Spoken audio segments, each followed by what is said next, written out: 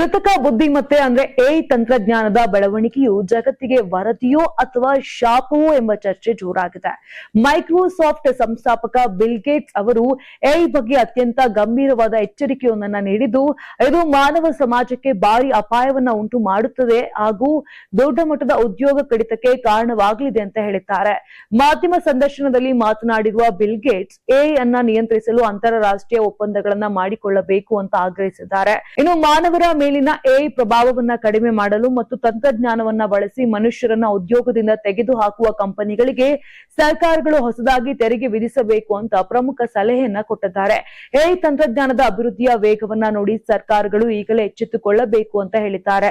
ಇನ್ನು ಹಿಂದಿನ ಯಾವುದೇ ತಾಂತ್ರಿಕ ಕ್ರಾಂತಿಗಳಿಗಿಂತ ಎಐ ಸಂಪೂರ್ಣವಾಗಿ ಭಿನ್ನವಾಗಿದೆ ಅಂತ ಎಚ್ಚರಿಸಿರುವಂತಹ ಬಿಲ್ ಗೇಟ್ಸ್ ತಾವು ಕೋಡಿಂಗ್ ನಲ್ಲಿ ಪರಿಣಿತರಾಗಿದ್ದರೂ ಎಐ ತಾನು ಅಂದುಕೊಂಡಿದ್ದಕ್ಕಿಂತ ಅತ್ಯಂತ ಉತ್ತಮವಾಗಿ ಕಾರ್ಯನಿರ್ವಹಿಸುವುದನ್ನ ಕಂಡು ಆಘಾತಕ್ಕೊಳಗಾಗಿದ್ದಾಗಿ ತಿಳಿಸಿದ್ದಾರೆ. ಇನ್ನು ಸರ್ಕಾರಗಳು ಜಾಗರೂಕರಾಗದಿದ್ದರೆ ಭಾರಿ ಪ್ರಮಾಣದಲ್ಲಿ ನೌಕರರನ್ನ ವಜಾಗೊಳಿಸುವ ಪರಿಸ್ಥಿತಿ ಎದುರಾಗುತ್ತದೆ ಅಂತ ಹೇಳಿದ್ದಾರೆ. ಅಲ್ಲದೆ ಶಸ್ತ್ರಾಸ್ತ್ರಗಳ ತಯಾರಿಕೆಯಲ್ಲಿ ಎಐ ದುರುಪಯೋಗವಾಗುವ ಸಾಧ್ಯತೆ ಇದ್ದು, ಇದರ ಮೇಲೆ ಕಣ್ಣಿಡಲು ಜಾಗತಿಕ ಒಪ್ಪಂದಗಳಾಗಬೇಕು ಅಂತ ಹೇಳಿದ್ದಾರೆ.